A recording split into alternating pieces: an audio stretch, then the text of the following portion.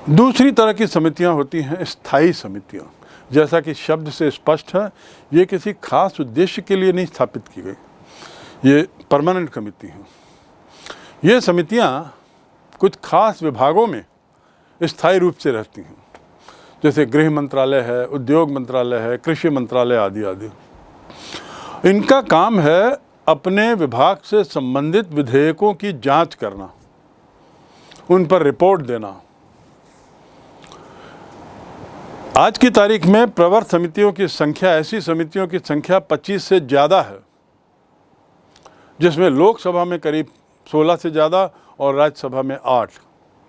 प्रत्येक समिति जो है वो एक या एक से अधिक विभागों के विधेयकों की जांच करती है और विधेयकों के कानून बनने तक के बीच में उसके पास इतना समय रहता है कि वह गहन तरीके से इन विधेयकों का अध्ययन कर लेती है, अच्छाई बुराइयों को समझ लेती है, विभिन्न पहलुओं को जोड़ती है और जो भी इसकी अवगुण हैं उसको हटाने का प्रयास करती है।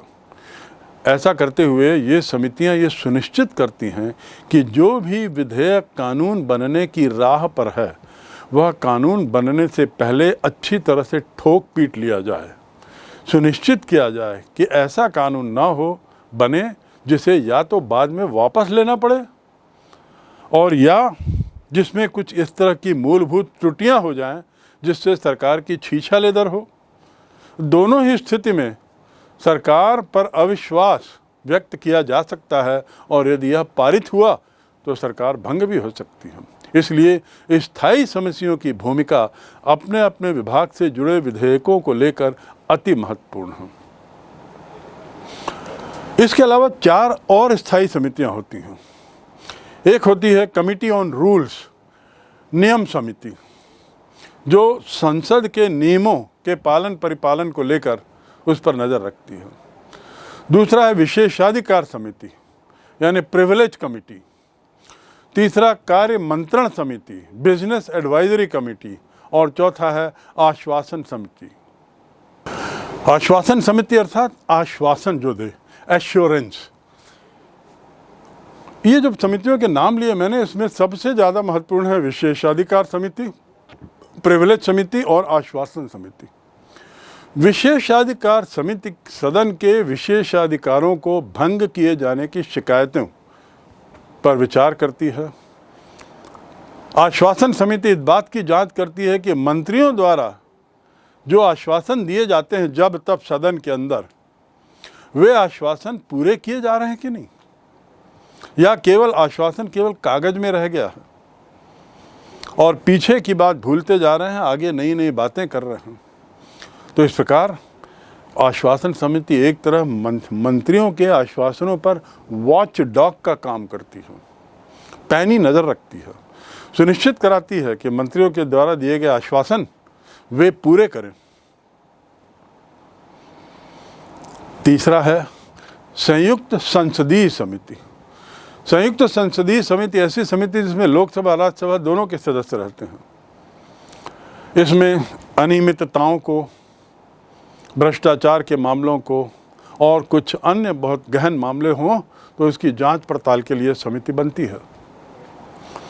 बहुत महत्वपूर्ण समितियां होती हैं और किसी खास उद्देश्य से बनाई जाती हैं और इसमें जो सदस्य होते हैं ये जिस विषय को लेकर समिति बनाई गई उस विषय में पारंगत माने जाते हैं, गहरी पैठ उनकी मानी जाती है।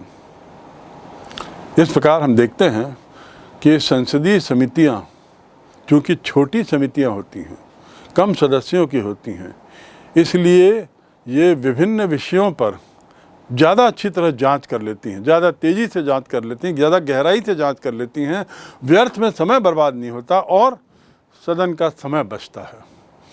ये सब 5 बिंदु होते हैं स्थायी समितियों, ये समितियों के रहने से समय बचा और सरकारी और गैर सरकारी संशोधनों में ये सुझाव भी देती हैं, विधेयकों में संशोधन का सुझाव भी देती हैं। दोनों तरह के विधेयक जो आते हैं उसमें यदि किसी बदलाव की अपेक्षा है समिति को तो इस बात को सामने रख देती है संशोधन करने के लिए। इस प्रकार सदन जो है वह मूलतः समितियों के माध्यम से अपनी दिनचर्या रखता है, समितियों के माध्यम से कार्यपालिका पर नज़र रखता है और कैसे नज़र रखता है और कैसे कार्यपालिका को बांध के रखता है। प्रश्न पूछकर, पूरक प्रश्न पूछकर, सप्लीमेंट्री क्वेश्चंस, काम रोको प्रस्ताव द्वारा, वित्तीय नियंत्रण के जरिए, नीति निंदा संबंधी कटौती, किफ़ायत की कटौती। यदि किफ़ायत की कटौती का सुझाव कटौती समिति देने में सफल हो गई और उसने साबित कर दिया कि सरकार के द्वारा इस मद पर ज़रूरत से ज़्यादा खर्चा किया गया और इस खर्च को यहाँ बचाया जा सकता था, तो वो तो सरकार की फजीहत है। इसलिए सरकार भी बहुत कोशिश करती है कि वह फिजूल खर्ची ना करे, स्वयं किफ़ायती रहे। उसके बाद सांकेतिक कटौती, विधेयकों की स्वीकृति या अस्वीकृति, अविश्वास प्रस्ताव और निंदा प्रस्ताव, इन 10-12 तरीकों से संसद जो है वो कार्यपालिका पर नियंत्रण रखती है। और इसके अलावा कुछ और अन्य उदाहरण भी हैं जो समितियों के माध्यम से नियंत्रण का काम करते हैं कार्यपालिका पर, ये मैं पहले बता चुका हूँ। कुल मिला के कहने का उद्देश्य ये है कि ये सुनिश्चित किया है हमारे संविधान निर्माताओं ने कि कार्यपालिका जो है वो विधायिका के नीचे रहे। विधायिका जनप्रतिनिधियों की बनी है और कार्यपालिका जो है वो स्थायी कर्मचारियों की है और मंत्रिपरिषद की है। मंत्रिपरिषद में लोग जनता से चुने हुए हैं, तो जनता के प्रति उत्तरदायी और थोड़ा दाएं बाएं ना हो, इसलिए ये सब तरीके इन पर लगाम रखने के लिए, जिसका जिक्र हम बार बार कर रहे हैं। तो इस प्रकार हमने इस अध्याय में अभी तक ये समझ लिया कि विधायिका कितनी शक्तिशाली है। अब हम आते हैं एक और बिंदु पर। कार्यपालिका पर तो नियंत्रण करना इसको आ गया। कार्यपालिका पर नियंत्रण करने के बहुत सारे औजार इसके सामने हैं, बहुत सारे तरीके अख्तियार किए हैं, संवैधानिक प्रावधान बहुत से हैं, लेकिन अपने पर नियंत्रण है कि नहीं? संसद कहीं स्वयं तानाशाह तो नहीं बन गई, ऑटोक्रेटिक तो नहीं हो रही है, संसद कहीं उच्च श्रृंखल तो नहीं हो रही है। तो संसद अपने को स्वयं को कैसे नियंत्रित करती है, इसे भी थोड़ा समझना होगा। कुछ प्रावधान हैं जिसमें संसद को भी नियंत्रित किया गया है, पर कौन करे? संसद तो सर्वोच्च है। संसद जो है वो बहस का मंच है और बहस के जरिए संसद अपनी सभी जरूरती काम को अंजाम देते हैं। वाद विवाद होता है। आप देखिए, एक वीडियो यहाँ दिख रहा है जिसमें किसी एक मुद्दे को लेकर बहस चल रही है। बहुत संक्षिप्त में 1 मिनट का ये वीडियो है जिसमें हम बताने की कोशिश कर रहे हैं कि बहस कैसे होती है, उसका उत्तर कैसे होता है। ये सार्थक और अनुशासित ढंग से होना जरूरी है। दुर्भाग्य से ऐसी प्रवृत्ति संसद के अंदर बढ़ती जा रही है जिसमें अनुशासनहीनता दिखाई दे रही है। शांतिपूर्वक कार्य होने में अब दिक्कतें आ रही हैं। विरोधी दल और सत्ता दल दोनों के बीच में टकराव मुद्दों से ज़्यादा व्यक्तिगत टकराव की ओर बढ़ रहा है। ये जरूरी है कि अनुशासन हो, सार्थक बहस हो, ताकि संसद की जो कार्रवाई है वो आसानी से चले, संसद की गरिमा बनी रहे। विदेशी संसदों में कई दृश्य देखने को आए हैं जब सांसदों ने माइक तोड़ दिए, कुर्सियां उठा के विरोधी दल पर फेंकी हैं। दुनिया में इसकी छेछा लेदर होती है। भारत के संविधान में ऐसे प्रावधान किए गए हैं ये सुनिश्चित करने के लिए कि इस तरह का व्यवहार ना हो, गरिमा बनी रहे। खुद संविधान में संसद की कार्रवाई को सुचारू रूप से चलाने के लिए कई प्रावधान किए गए हैं। सदन का अध्यक्ष विधायिका की कार्रवाई के मामले में सर्वोच्च अधिकारी है। ये पहले आप जान लें, सदन का अध्यक्ष सर्वोच्च अधिकारी विधायिका के मामले में। समाप्त। सदन अपने पर नियंत्रण रखे, सर्वोच्च संस्था होने के नाते ऑटोक्रेटिक होने की जो प्रवृत्ति है, तानाशाही होने की प्रवृत्ति, उस पर नियंत्रण रखने के लिए जो प्रावधान है, उसमें दूसरा प्रावधान है कि अध्यक्ष जो है वह सदस्यों के व्यवहार को नियंत्रित करता है। अध्यक्ष द्वारा सदस्यों के व्यवहार को नियंत्रित करना। आपने शायद दल बदल विधेयक कानून के बारे में सुना होगा, और दल बदल विधेयक कानून जो है वो क्यों बनाया गया, इसके पीछे जो पृष्ठभूमि थी वो कुछ इस ढंग की थी कि बहुत से सदस्य चुनाव जीतने के बाद जिस एक दल से चुनाव जीते उसे छोड़कर वह दूसरे दल में चले जाते थे सत्ता के लोभ में। और जब ऐसा दल बदलते हैं तो बहुमत तो प्रभावित होता है। दूसरे शब्दों में सरकार अस्थायी रहती है। सरकार का भविष्य इन दल बदलुओं के दल बदलने के प्रक्रिया पर निर्भर हो जाता है। हर सदस्य किसी न किसी दल के टिकट पर चुने जाते हैं, निर्दलीयों को छोड़कर बाकी जितने सदस्य हैं वो सब किसी न किसी टिकट पर रहते हैं, किसी न किसी दल के रहते हैं। यदि चुने जाने के बाद वो अपनी पार्टी छोड़ना चाहे तो क्या होगा? दूसरे शब्दों में, संसद में 543 सदस्य हैं, उसमें 300 सदस्य एक दल के जीत के आए और इस प्रकार उसको बहुमत मिला, उसकी सरकार बनी। सरकार में कितने लोगों को मंत्री बनाया जाएगा? ज़्यादा से ज़्यादा 50-55। जो लोग मंत्री नहीं बनाए जाते कई बार वे नाखुश हो जाते हैं, असंतुष्ट हो जाते हैं, आदि आदि, और ऐसी स्थिति में वे मौका देखते हैं कि दल बदलें और बदलते हुए कुछ ऐसी शर्तें नए दल के सामने रखें जिसमें उन्हें मंत्री बनाया जाए। और भी बहुत सी बातें रहती हैं।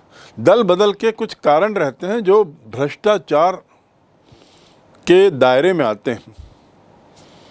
उचित नहीं माना जाता दल बदलना। स्वतंत्रता के बाद काफ़ी समय तक ये समस्या बनी रही। हरियाणा में तो एक दौर ऐसा आया था जब वहाँ की विधानसभा में एक दल को बहुमत मिला, उसकी सरकार बनी। अगले दिन सुबह उस सत्ताधारी दल के कुछ लोग जो असंतुष्ट थे वो दूसरे दल में चले गए, अब उसकी सरकार बनी। फिर दूसरी सरकार में भी जो दल था उसके असंतुष्ट लोग फिर तीसरी सरकार बनाने में जुड़ गए, आदि आदि।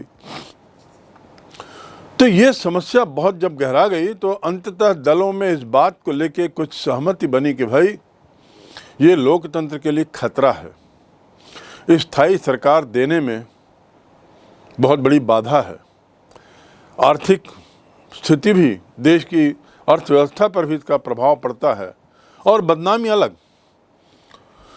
तो निर्वाचित विधायक या संसद को दल बदलने से कैसे रोका जाए, इस पर काफ़ी विचार विमर्श हुआ और उसके तहत सन 1985 में पहला 52वां संशोधन आया इस संबंध में, 52nd अमेंडमेंट। सदन का अध्यक्ष दल बदल से संबंधित विवादों पर अंतिम निर्णय लेगा। दल बदल निरोधक कानून वह कहलाया जो 1985 में लागू हुआ, 52वां संशोधन। इसके बाद 91वां संशोधन भी हुआ। 91वां संशोधन जो था वह 52वें संशोधन में कुछ सुधार था।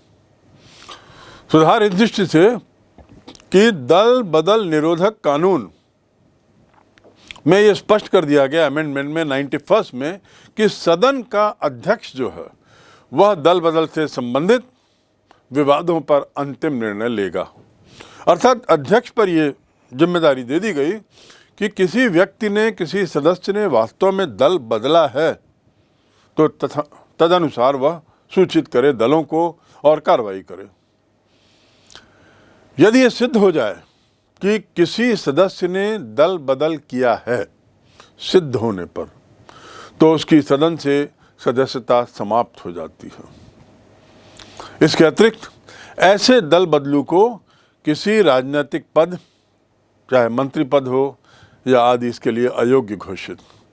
तो इस प्रकार प्रावधान करके ये कोशिश की गई कि सरकार की को अस्थायी बनाने में, अस्थायी करने में कुछ सांसद दल बदल की प्रक्रिया से खेलते हैं, खिलवाड़ करते हैं, तो ऐसी स्थिति में उन पर कार्रवाई हो और उस कार्रवाई के तहत अध्यक्ष को ये शक्ति दी गई। एक परिवर्तन इसमें यह आया इस प्रावधान के तहत कि जो दल का जो नेता है वह बहुत शक्तिशाली हो गया, क्योंकि यदि वह कह दे कि इसने दल बदला है तो निश्चित रूप से कार्रवाई संभव है। तो दल बदल कानून में दल के नेता को और मजबूत बनाने का एक तरीके से प्रावधान हो गया। यदि कोई सदस्य अपने दल के आदेश के बावजूद सदन में उपस्थित न हो, किसी खास स्थितियों में कई बार दलों के नेता अपने सभी सदस्यों को आदेश देते हैं उपस्थित रहने का, यदि ऐसा ना करे या दल के निर्देश के विपरीत मतदान करे अथवा स्वेच्छा से त्यागपत्र दे दे, तो उसे दल बदलू कहते हैं। यही दल बदल है। गत 20 वर्षों का अनुभव बताता है कि दल बदल निरोधक कानून जो है वो दल बदल को उस हद तक रोकने में सफल नहीं हुआ है। इसमें और सुधार की गुंजाइश है। उल्टा इस दल बदल कानून ने ये तो सुनिश्चित नहीं किया कि लोग दल ना बदल रहे हों, पर यह सुनिश्चित कर दिया कि दल के नेता जो हैं वो और ज़्यादा ताकतवर हो गए, शक्तिशाली हो गए, जो लोकतांत्रिक प्रक्रिया में गलत है।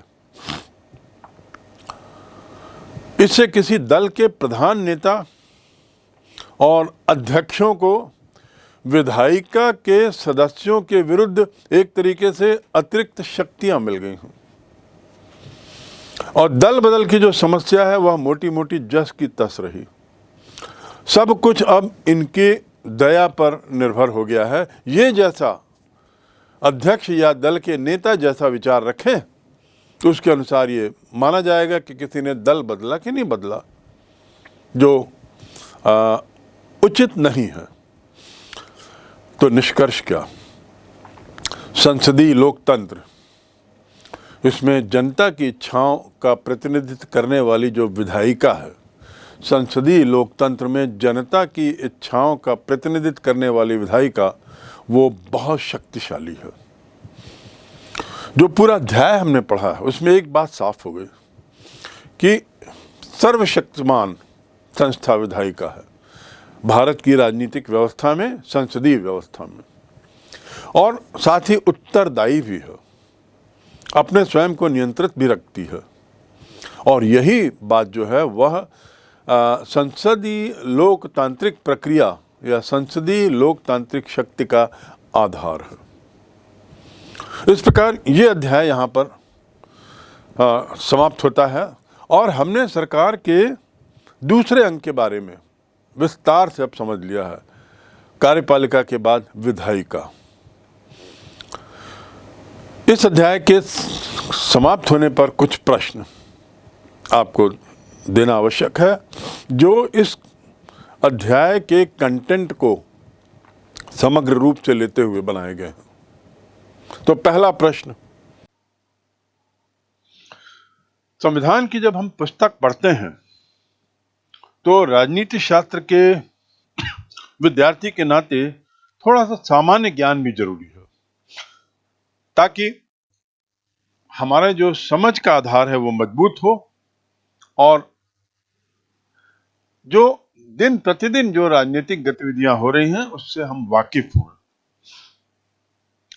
आप लोग आए दिन CBI, enforcement directorate ED, election commission, CAG, ये सब नाम सुनते हैं पेपर में, जब तब आते रहता है, और लगता भी है कि शायद ये सब डिपार्टमेंट बड़े पावरफुल हैं, बड़े शक्तिशाली हैं। आपने ये भी सुना होगा कि इलेक्शन कमिश्नर, मुख्य चुनाव आयुक्त से बड़े बड़े नेता भी डरते हैं। लेकिन साथ ही आपने ये भी सुना होगा कि सीबीआई को किसी ने, बल्कि सुप्रीम कोर्ट ने, पिंजरे में कैद तोता कह दिया था। ये अंतर क्यों है समझ में? एक और बहुत शक्तिशाली संस्थाओं के रूप में इसे देखा जाता है, और दूसरी ओर पिंजरे में कैद संस्था के रूप में सुप्रीम कोर्ट का बयान आता है। इसे समझने के लिए हम थोड़ी सी गहराई में जाएं। ये जो संस्थाएं हैं, ये दो तरीके की, संवैधानिक और गैर संवैधानिक। संवैधानिक संस्थाएं वो हैं जिनका उल्लेख संविधान में है, जिनके अस्तित्व के लिए संविधान में की ओर देखना पड़ता है। भले इसका गठन बाद में किया हो, पर प्रक्रिया जो है वो संविधान से शुरू होती है। खास बात यह है कि ऐसे निकायों पर सरकार की मन मर्जी नहीं चल पाती, क्योंकि ये संवैधानिक उपबंध है और संविधान के द्वारा इनके अस्तित्व, वजूद को स्वीकार किया गया है, किसी सरकार, किसी दल, किसी मंत्री के आधार पर नहीं। जबकि गैर संवैधानिक संस्था कौन सी है? वो है जिसमें सरकार या कार्यपालिका ने आवश्यकतानुसार गठित किया हो, और जब ऐसा होता है तो उसका सदुपयोग भी होता है, उसका दुरुपयोग भी होता है, क्योंकि वह सरकार के द्वारा गठित है। और ऐसी स्थिति में वह संस्था हमेशा सरकार की ओर देखती रहती है, आदेशों के लिए, निर्णय के लिए, आदि आदि। इलेक्शन कमीशन की यदि हम बात करें तो अनुच्छेद 324 के तहत ये संवैधानिक निकाय है, इसलिए बहुत शक्तिशाली है। इसकी जो शक्तियां हैं ये संविधान प्रदत्त हैं, और शक्तियों में बदलाव केवल संवैधानिक संशोधन से ही किया जा सकता है। मंत्रिपरिषद अपने बल पर स्वयं बदलाव नहीं कर सकती। दूसरा, केंद्रीय सूचना आयोग, ये गैर संवैधानिक है, सूचना के अधिकार के लिए है। इसका जो गठन किया गया है वह सूचना के अधिकार के दायरे को बढ़ाने के लिए, शक्तिशाली बनाने के लिए किया गया है। लेकिन चूंकि ये संवैधानिक नहीं है, इसलिए सरकार के नियंत्रण में है। उतनी स्वायत्त नहीं है, इसलिए शक्तिशाली नहीं है, क्योंकि इसकी शक्ति जो है वो सरकार से आती है, और सरकार से आई हुई शक्ति सरकार जब चाहे उसे छीन सकती है।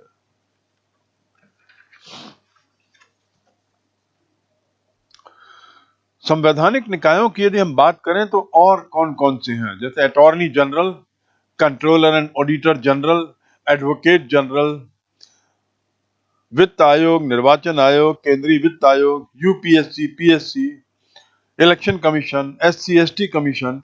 ये कुछ ऐसे बहुत महत्वपूर्ण निकाय हैं जो सरकार द्वारा प्रदत्त नहीं है। इनकी शक्ति संविधान से आती है। ये संवैधानिक निकाय है, और इसीलिए हमें इनकी ताकत में अन्य निकायों की तुलना में अंतर साफ दिखाई देता है।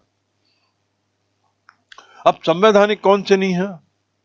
जैसे CBI, enforcement directorate, chief vigilance commissioner, NITI Aayog, Lokpal, ये गैर संवैधानिक है, सरकार के मातहत काम करती है, इसीलिए सरकार के इशारों पर रहती है, और इसीलिए इनका व्यवहार कई बार ऐसा हो जाता है जिसे लेकर सुप्रीम कोर्ट ने वही बात कही जो मैंने पूर्व में बताई, एक पिंजरे में बंद तोता जिसे कोई स्वतंत्रता नहीं है।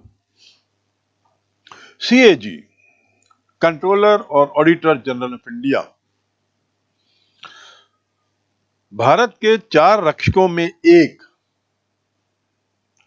इतना महत्वपूर्ण संस्था डॉक्टर भीमराव अंबेडकर के अनुसार। वो 4 संस्थाओं का जिक्र जो वो करते हैं, उसमें पहला सुप्रीम कोर्ट, दूसरा इलेक्शन कमीशन, तीसरा यूपीएससी और चौथा सीएजी। मान लीजिए, समझ जाना चाहिए कि ये जो सीएजी होता है वो पूरे भारत का ऑडिटर है। ऑडिट करने की ताकत सरकार के किसी भी खर्च को इसमें रहती है, चाहे भारत सरकार का व्यय हो या राज्य सरकार का व्यय हो, वह सभी की जांच कर सकता है। आय व्यय के स्रोतों की जांच, आय व्यय की विस्तृत जांच का पूरा अधिकार सीएजी को रहता है। और जब यह जांच करता है तो जांच के बाद यह रिपोर्ट बनाकर राष्ट्रपति को ही देता है।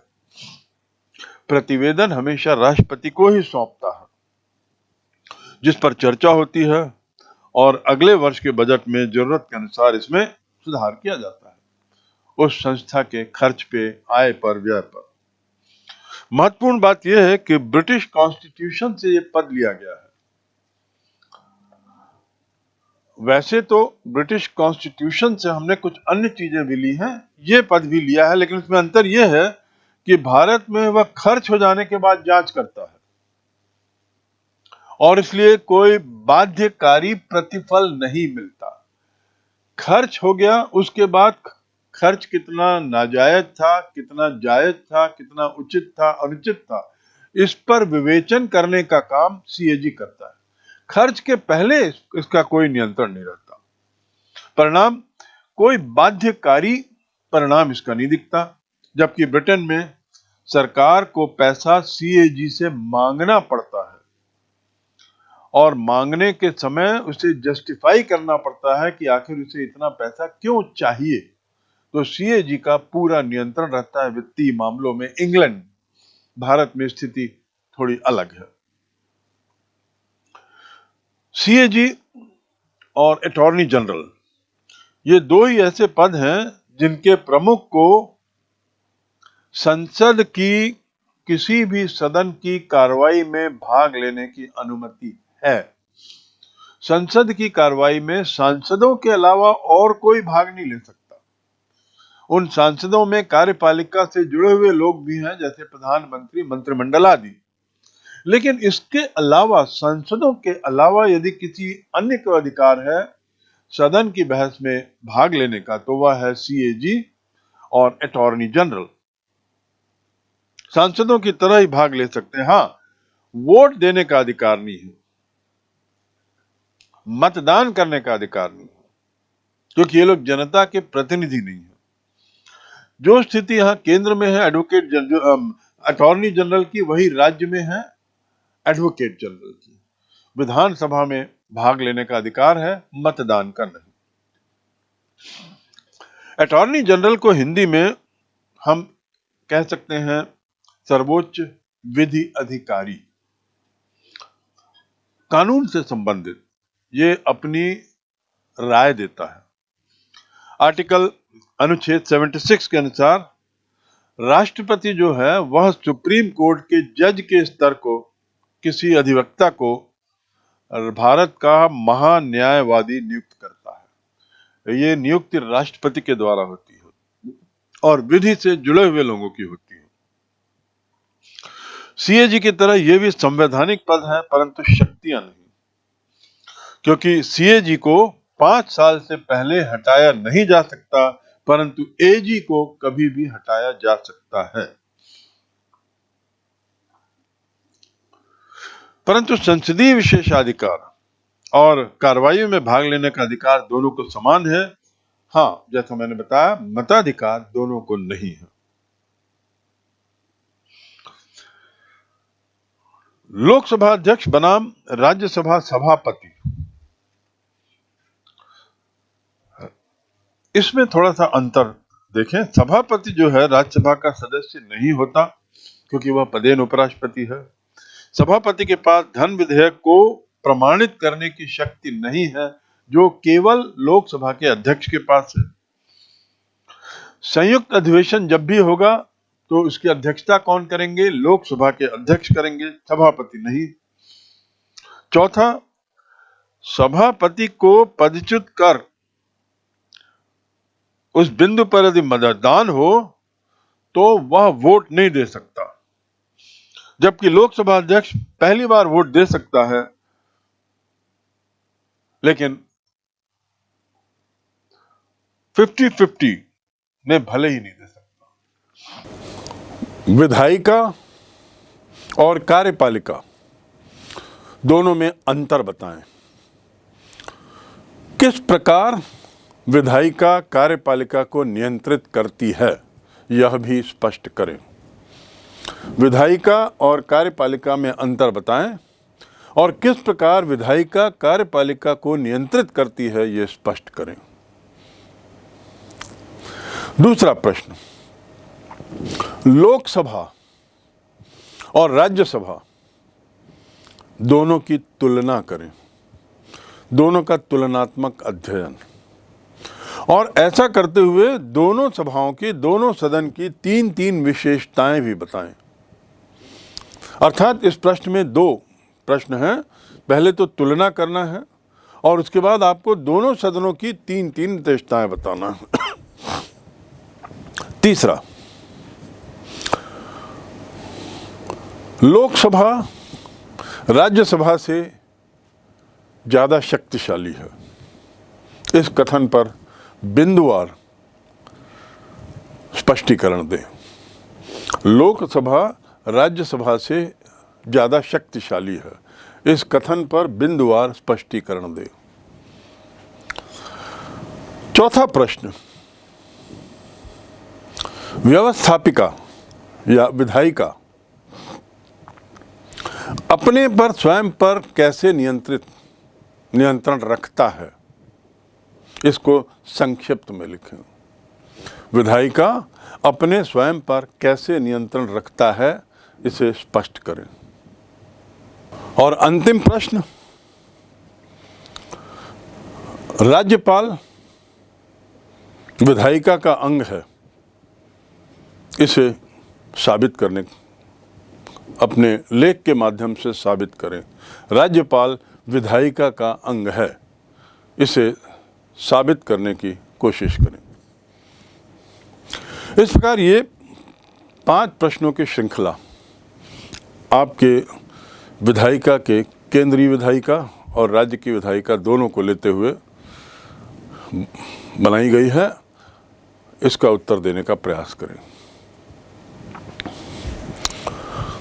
एक प्रश्न यह आता है, हमें संसद क्यों चाहिए? और यदि इसका उत्तर जानना है तो संसद के कार्यों को जानना होगा। संसद में जो बहस, बहिर्गमन, विरोध प्रदर्शन, सर्वसम्मति, सरोकार, इसका जो राजनीतिक प्रक्रियाएं जो हैं उसको समझना होगा। और संसद वास्तव में प्रतिनिधित्व लोकतंत्र का आधार है, इसलिए भी हमें संसद चाहिए। संसद की आवश्यकता इसलिए भी है क्योंकि वह प्रतिनिधित्व लोकतंत्र का आधार है।